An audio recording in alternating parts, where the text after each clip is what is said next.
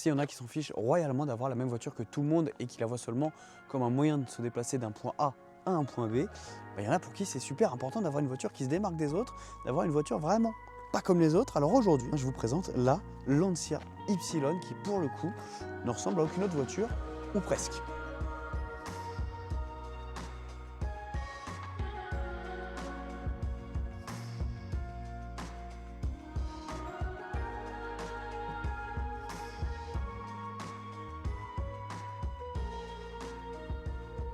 Bonjour à toutes et à tous, très heureux de vous retrouver aujourd'hui sur la chaîne YouTube Automota pour parler de cette Lancia Y, la cousine directe de la 208 de l'Opel Corsa, puisque chez Stellantis, on a le sens du partage et on partage les plateformes, en l'occurrence la plateforme ECMP pour cette citadine, donc qui va reprendre vraiment beaucoup de codes de ses cousines, donc la 208 et la Corsa, déjà au niveau du gabarit, puisqu'on est sur une voiture de 4,08 m de long, c'est 2 petits centimètres de plus que la i208 et un empattement de 2,54 m. Au niveau du poids, on sera un peu plus d'une tonne 4, 1480 kg à quelques kilos près. Et au niveau de la fiche technique, ça va être aussi très similaire à ses cousines, puisque là, on a une puissance de 156 chevaux, un couple de 260 Nm pour un 0 à 100 en 8,2 secondes. Alors oui, c'est pas une voiture à vocation sportive, pour ça, il faudrait aller voir la Lancia Ypsilon HF, donc là qui est l'équivalent de la future i208 GTI ou encore de l'Abarth 600e avec 240 chevaux et des performances beaucoup plus impressionnantes, même si on le verra,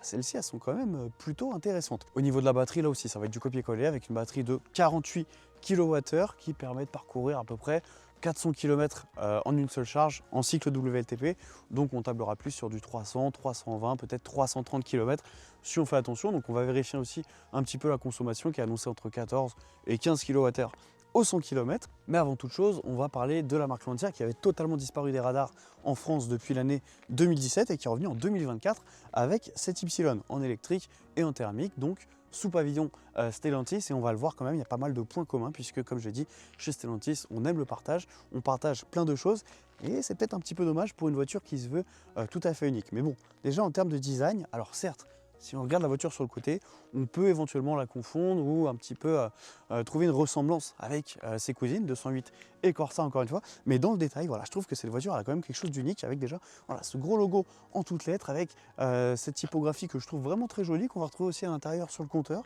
Et puis cette signature lumineuse avec ce long bandeau lumineux qui fait toute la largeur de la voiture et qui s'illumine. Donc ça c'est quand même sympa. Et puis voilà, ces petits phares juste en dessous, on a une calandre quand même assez élargie. Donc je trouve qu'elle a une allure vraiment sympa cette voiture. J'avais vraiment hâte de l'essayer parce que j'aime beaucoup ce design, pour être honnête. Là, voilà, c'est purement subjectif. Il y en a qui aimeront, d'autres qui n'aimeront pas. Personnellement, moi j'adore. Au niveau de la couleur ici, on est sur un bleu foncé. On a aussi le vert que je trouve très joli et puis des couleurs plus simples comme le blanc par exemple. Sur cette version ici, on aura des jantes de 17 pouces. Donc là, voilà, je trouve que ça lui donne quand même une assez bonne allure. Et puis voilà, on a un petit peu de béton avec les rétroviseurs en noir, les passages de roues également en noir. Et voilà, ce bandeau où on retrouve le logo de la marque qui est en noir lui aussi. Donc voilà, je trouve qu'elle a une bonne gueule cette voiture, franchement. Je la trouve vraiment très sympa et on va le voir à l'arrière parce que c'est ce que je préfère sur cette voiture. C'est vraiment sympa aussi. Alors voilà, ce qu'on remarque directement quand on est à l'arrière de cette voiture, c'est évidemment la signature lumineuse ici, super arrondie. Donc c'est directement inspiré des voitures de rallye de la marque Lancia, donc d'il y a quand même quelques dizaines d'années. Alors on retrouve un Y aussi ici, je pense que c'est fait exprès pour le rappel à Y. On a ici le nom du modèle évidemment, et encore une fois le nom de la marque avec cette jolie typographie, donc voilà, je trouve ça sympa. Mais on a aussi l'ancien logo ici de la marque Lancia. Alors je ne sais pas si vous vous rappelez, sur la Fiat Grande Panda, on avait l'ancien logo ici au niveau du montant C, et le nouveau logo un petit peu partout, on avait plein de logos. Donc là aussi on a le côté nostalgique, alors je ne sais pas si c'est toutes les marques italiennes qui sont nostalgiques, mais voilà, on a le mélange donc des anciens et des nouveaux. Voilà, je trouve ça sympa de faire des petits rappels aussi. Donc là aussi on va avoir un long bandeau noir et qui fait une sorte de petit béquet supplémentaire en dessous de la vitre arrière. On aura là aussi un petit béquet, voilà, très sympa, ça donne une allure un petit peu dynamique à cette voiture. Donc je trouve que le design de cette voiture est vraiment bien pensé, vraiment joli pour le coup. Alors ça encore une fois c'est que mon avis, n'hésitez pas à me dire dans les commentaires si vous trouvez cette voiture jolie et suffisamment originale donc pour pas être passe-partout. Mais moi je trouve qu'au niveau du design de cette voiture, c'est franchement une réussite. Donc avec cette Lancia Ypsilon, on a une voiture super originale avec un design qui se démarque, mais ça a un prix. Malheureusement, en version électrique, on démarre à 34 800 €. Et là, on est sur la finition la plus haut de gamme où on a pas mal d'options qu'on va voir notamment à l'intérieur et bon, ça vaut peut-être le coup. Mais on est à 39 500 €, donc voilà, près de 40 000 € pour une citadine. Je sais que vous allez me dire, bah, c'est pas donné et qu'il y en a peut-être qui vont quitter la vidéo à ce moment-là. Mais bon, voilà, c'est le prix à payer pour cette voiture. Alors en version hybride, par contre, c'est beaucoup plus abordable, entre guillemets, puisqu'on démarre à 24 000 € et on ne dépassera pas les 30 000 €, même avec la finition haut de gamme. Donc voilà, pour la version électrique, c'est au moins 30 800 €. Donc c'est quand même un petit peu plus cher que ses cousines, encore une fois, la i208 et la Corsa électrique. Mais voilà, c'est le prix à payer pour l'Ypsilon électrique. Bon, il fait très très froid là, il doit faire 4 ou 5 degrés. Alors je suis rentré me mettre au chaud à l'intérieur de cette Lancia Ypsilon. Et donc on va pouvoir découvrir l'intérieur avec beaucoup de choses positives, beaucoup de choses super sympas, mais aussi un petit peu de négatif ou de nuancé. Voilà, on va le dire comme ça, pas forcément du négatif. Mais déjà pour le positif, je trouve que l'ambiance globale à l'intérieur de cette voiture, eh ben, c'est très cohérent avec l'extérieur, c'est-à-dire que c'est à l'intérieur d'une voiture qu'on ne voit pas tous les jours. Il y a beaucoup de choses sympas, il y a beaucoup de couleurs. Alors ici, en l'occurrence, voilà, c'est la couleur bleu foncé qu'on retrouve à l'extérieur, mais aussi sur mon suite. Donc ça, à voir si je l'ai fait exprès ou pas, je vous laisse deviner. Mais voilà, en tout cas, on retrouve la couleur de l'extérieur de la voiture. Donc ça donne une ambiance un petit peu biton très sympa. Et pour le coup, je trouve que ça lui va super bien. Et sinon, globalement, on va avoir beaucoup de formes très arrondies ici avec voilà, cette grande tablette avec un chargeur induction. Le nom de la finition ici, Cassina, sur du cuir. Voilà, je trouve ça très joli, très sympa et très facile à utiliser voilà, pour poser son téléphone, pour le laisser charger, etc. Pour le charger, on a aussi un chargeur USB-C là, dont je me sers avec un petit rangement. Donc ça, c'est sympa. Et au niveau des formes arrondies, encore une fois, on en retrouve dans les grilles d'aération ici avec des beaux matériaux. On retrouve ici l'assistant Sala. Alors S pour le son, A pour l'air et la climatisation, L pour la luminosité et le A donc pour l'assistance pour les échanges. Donc c'est voilà, une intelligence artificielle avec laquelle on peut échanger pour modifier certains paramètres de la voiture, donc la luminosité, le son, etc. Et pour le reste, on va retrouver quand même pas mal de points communs avec les autres voitures du groupe Stellantis. Et c'est là que je trouve que c'est un petit peu dommage parce qu'on a une voiture super originale, mais pas jusqu'au bout. Et c'est l'un des principaux défauts que moi je retiens, puisque ouais, il y a quand même pas mal de points communs. Déjà, si on regarde au niveau du sélecteur de vitesse, voilà, c'est vraiment un copier-coller de quasiment toutes les voitures du groupe Stellantis, avec donc ce petit sélecteur de vitesse très classique. Et là, c'est dommage de ne pas avoir fait quelque chose dans l'esprit de Lancia, comme le reste de la voiture justement, où là, voilà, on se dit, on est vraiment dans une voiture différente qui se veut un petit peu premium en plus. Donc là, voilà, en plus, moi, je suis pas très fan de cette petite console, surtout avec le noir brillant hyper salissant qu'on va retrouver là aussi dans le volant, où là aussi, c'est un copier-coller des autres modèles du groupe.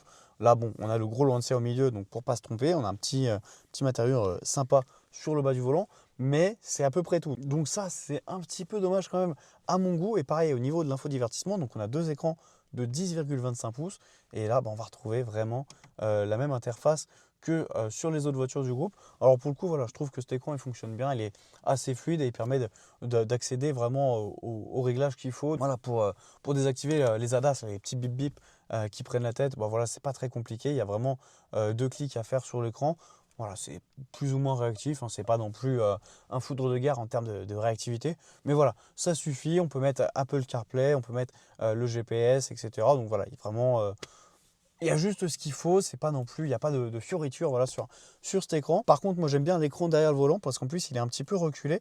Donc on a vraiment une bonne vue sur cet écran avec les principales infos de conduite, la consommation, etc. C'est assez fluide et intuitif là au niveau de son utilisation. Donc pour le coup, voilà, il n'y a pas de fioriture. Par contre, j'aime bien un petit détail, c'est qu'on retrouve la même typographie pour la vitesse de conduite et pour le mode de conduite aussi que sur le logo de la marque Lancia. Donc là, pour le coup, voilà, il y a un petit côté différenciant, même si c'est pas grand chose. Voilà, c'est déjà ça, il y a un petit effort de fait. Au niveau des sièges, par contre, je dois vous le dire, je suis complètement fan sur cette finition Cassina.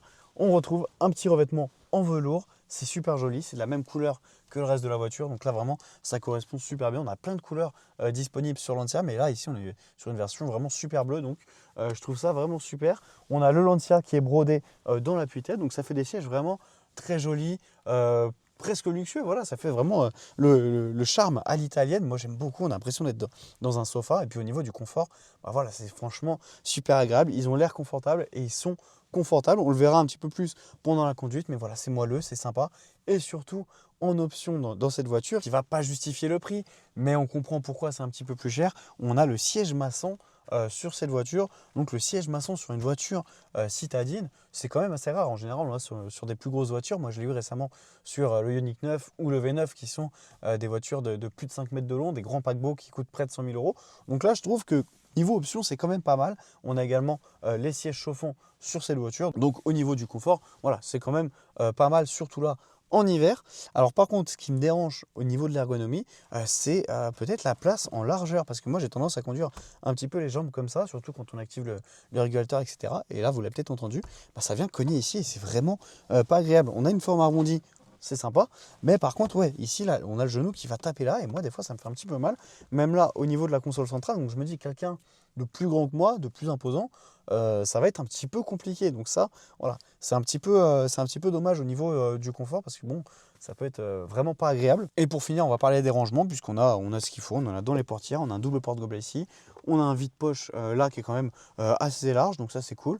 On a chargeur induction ici et on a la coudoir centrale où on peut mettre des petites affaires. On a même un petit bac là qui peut s'enlever, voilà, si on veut poser ses clés par exemple. Donc voilà, on est quand même pas trop mal dans cette voiture à l'avant, mais ouais, c'est un petit peu dommage ce petit truc là qui me rentre dans le genou. En plus c'est du plastique dur, donc c'est vraiment pas agréable. Bon, à l'arrière par contre là il n'y a pas de grande surprise. On va commencer par le positif quand même, c'est qu'on a les mêmes sièges qu'à l'avant, donc voilà, très joli avec ce revêtement en velours bleu, donc ça c'est quand même sympa. Mais au niveau de l'espace, bah, on est dans une petite voiture de 4,08 m, et là bah, comme sur la Corsa ou sur la 208, on va pas avoir énormément d'espace. J'ai pas modifié ma position de conduite. Alors d'ailleurs on a des sièges électriques à l'avant, j'ai oublié de le préciser, mais voilà, on a des sièges électriques. Bon, j'ai tendance à conduire un peu reculé certes, donc on pourrait se dire qu'avec une personne qui conduit normalement, on pourrait gagner quelques centimètres, mais ça reste quand même léger. Regardez l'espace au niveau des genoux. Alors heureusement c'est confortable à l'arrière. Je me rappelle que sur l'Abarth 600E par exemple, on avait du plastique à l'arrière, donc c'était dur et pas forcément agréable pour les genoux, un petit peu comme ce petit truc à l'avant là qui m'énerve. Donc voilà, au niveau de l'espace, bah, forcément c'est pas évident. On a ces appuis-têtes voilà, qui vont se remonter. Donc pour avoir quand même une position assez confortable, un petit peu incliné vers l'arrière, on a une bonne vue sur l'avant. Bon, on n'a pas de toit ouvrant, ça c'est un petit peu dommage, ça aurait été sympa aussi. Mais voilà, au niveau de l'espace, c'est quand même très serré. On a au milieu 2 chargeurs USB-C, donc ça c'est pratique pour charger le téléphone ou d'autres appareils. Mais on a un tunnel de servitude puisque la plateforme ECMP, c'est une plateforme multi-énergie, donc elle sert pour les voitures électriques qui n'ont pas besoin de tunnel de servitude, mais aussi pour les hybrides et les thermiques où il y a un tunnel de servitude. Donc ça voilà, niveau espace, bah, c'est pas top non plus. Donc bon, pour des courts trajets ça peut le faire, hein, voilà, on a de l'espace pour caler les pieds, donc on n'est pas non plus dans une position inconfortable. C'est juste qu'on n'a pas énormément d'espace, on en a un tout petit peu au-dessus de la tête. Donc là ouais, pour des personnes qui feront plus d'1,80 m, ça va vite être compliqué. Et maintenant on va aller voir au niveau du coffre, où là il n'y a pas de grande surprise. Déjà le haillon n'est pas électrique, et ben c'est le même volume que sur la i208, c'est-à-dire 309 litres, donc voilà, c'est pas grand chose, mais bon, ça peut suffire pour le quotidien, pour transporter les courses, etc. Seul petit bémol, c'est le seuil de chargement qui est quand même très haut par rapport au plancher du coffre. Donc là, pour des sacs de courses justement un petit peu lourds, ça peut être compliqué, mais voilà, sinon, bon, bah, ça reste classique pour une citadine électrique. On a même un petit crochet ici pour accrocher les sacs de course par exemple, pour éviter que tout tombe. Donc voilà, 309 litres pour le coffre de cette Y électrique. Et maintenant, on est au volant de cette Lancia Y pour voir ce qui nous intéresse le plus forcément sur une voiture, les sensations de conduite, les performances de cette voiture, le confort, etc. Et déjà, on va commencer par enlever les ADAS parce que ça, j'ai oublié de le faire. Donc là, voilà, c'est très simple. On a un bouton à cliquer et ensuite 2 clics sur l'écran. Alors moi, j'aime bien quand on peut passer par le volant pour les désactiver. Là, c'est pas le cas. Bon, c'est dommage, mais c'est pas grave. On fera avec ou on fera sans. Mais en tout cas, cette voiture, au niveau de la conduite, c'est une voiture qui m'a tout de suite charmé par son agrément de conduite. C'est assez rare quand même que je sois autant bluffé positivement par les sensations de conduite d'une voiture au moment de la prendre en main. Donc là, dès les premières minutes en fait au volant de cette voiture, on sent qu'elle est super confortable, super agréable à conduire.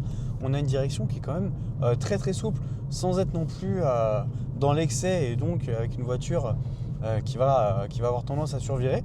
Donc en fait la direction reste quand même très précise. Et puis c'est une voiture qui a quand même 156 chevaux, qui pèse un peu plus d'une tonne 4, donc voilà, qui n'est pas non plus hyper lourde dans le segment des citadines 100% électriques.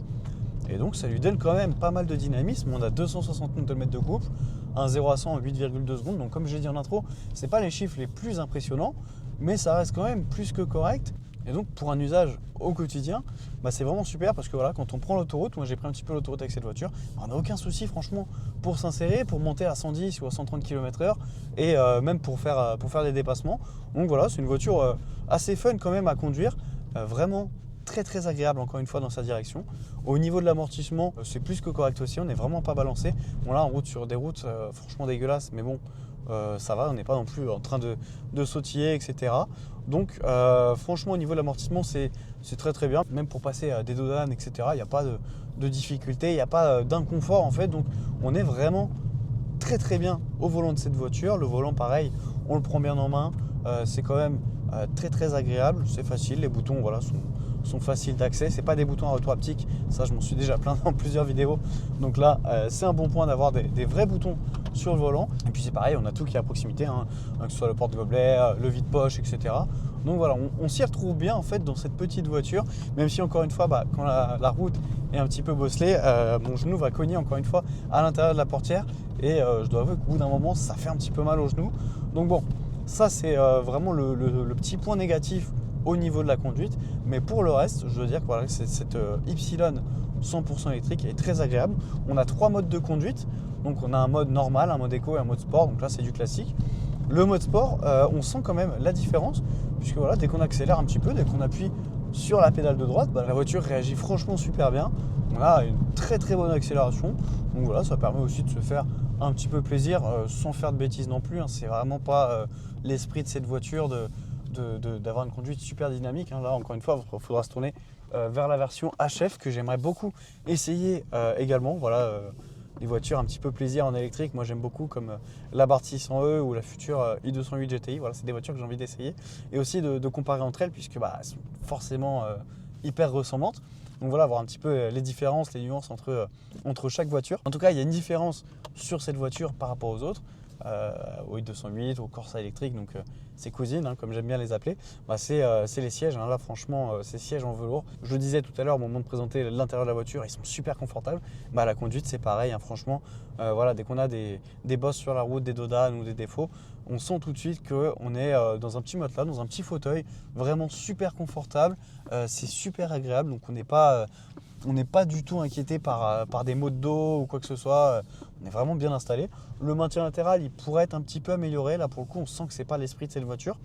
Donc bon, sur ça, dans les courbes, si on roule un petit peu fort, ça va être un petit peu dérangeant. Mais voilà, la voiture, je trouve qu'elle inspire quand même à rouler tranquille, voilà, à prendre son temps, à bien apprécier la direction. Regardez la souplesse de la direction qui est à la fois très précise. Bon là par contre, je me suis cogné le genou dans le virage, donc c'est vraiment un exemple de ce petit truc qui me dérange. Ça c'est dommage, surtout que bon, je suis un peu sujet à avoir mal au genou, mais bon, ça on repassera. Mais voilà, sinon la voiture, oui, elle incite, je trouve, à rouler tranquille, à rouler pépère.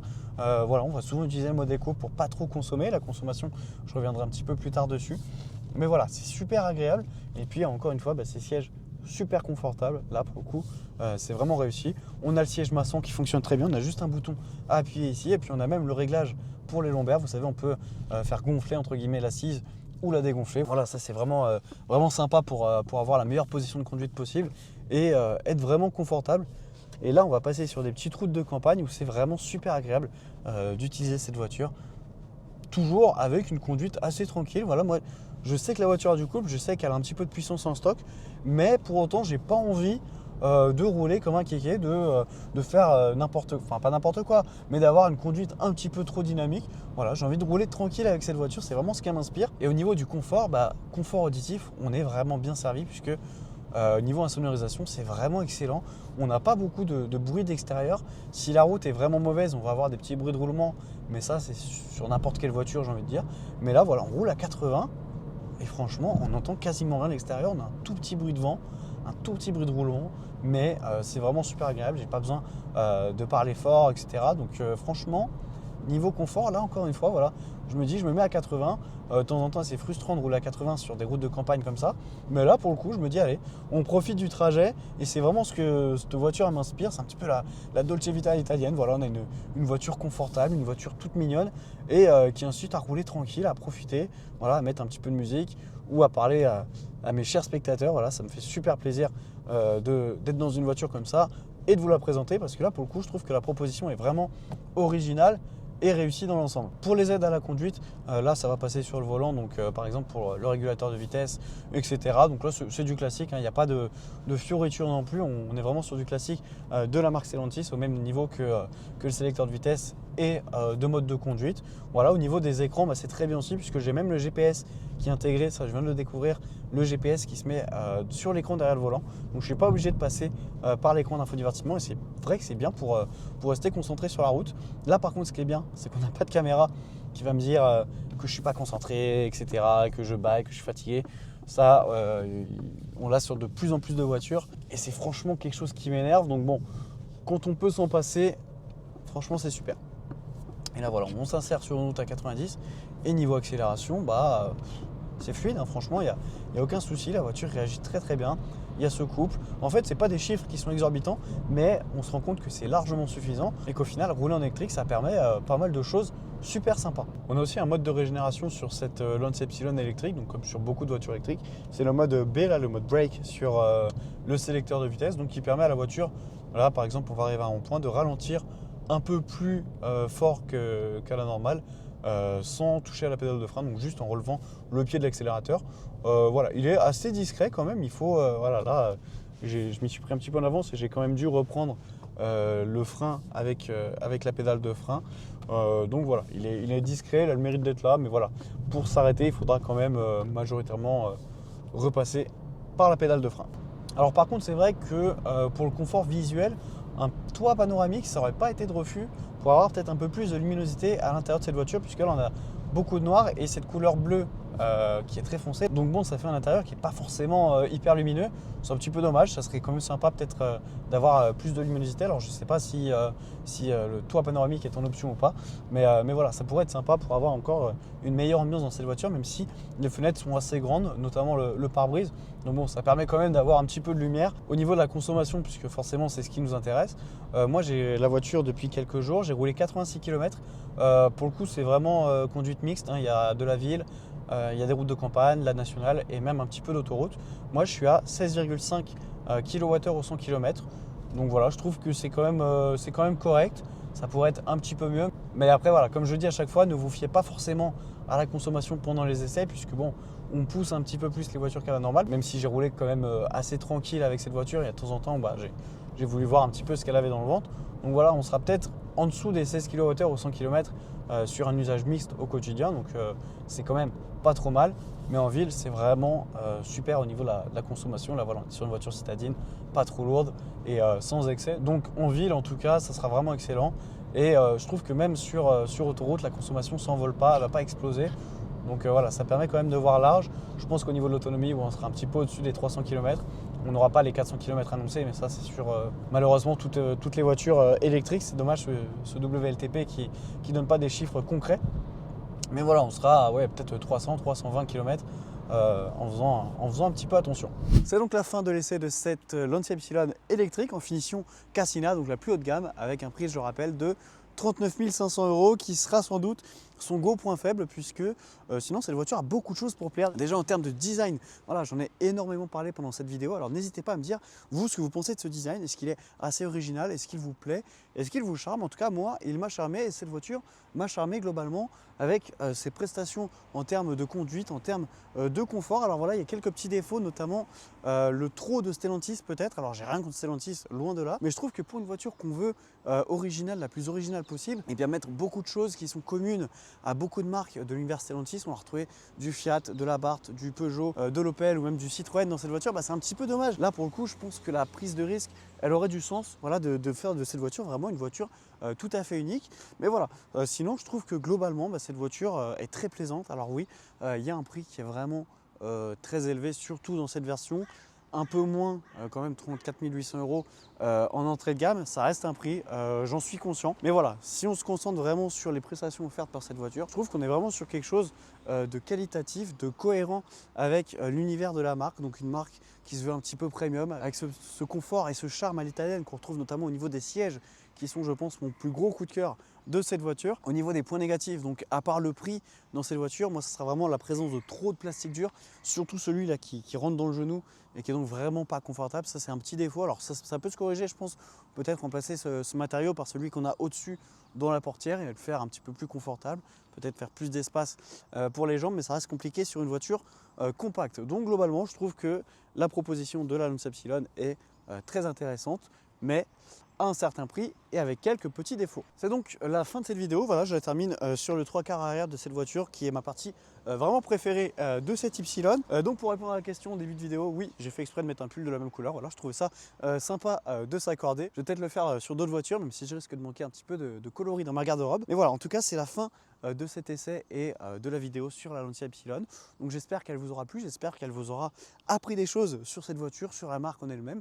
Donc voilà, n'hésitez pas à me dire dans les commentaires ce que vous avez pensé de cette voiture, de cette vidéo, les voitures que vous aimeriez peut-être voir à l'essai, si vous voulez qu'on teste la version hybride. Moi j'aime bien cette voiture, donc même si je peux la conduire dans une autre motorisation, ça me dérange absolument pas. En tout cas, je vous remercie de m'avoir suivi. N'hésitez pas à vous abonner à la chaîne YouTube Automota et à mes réseaux sociaux.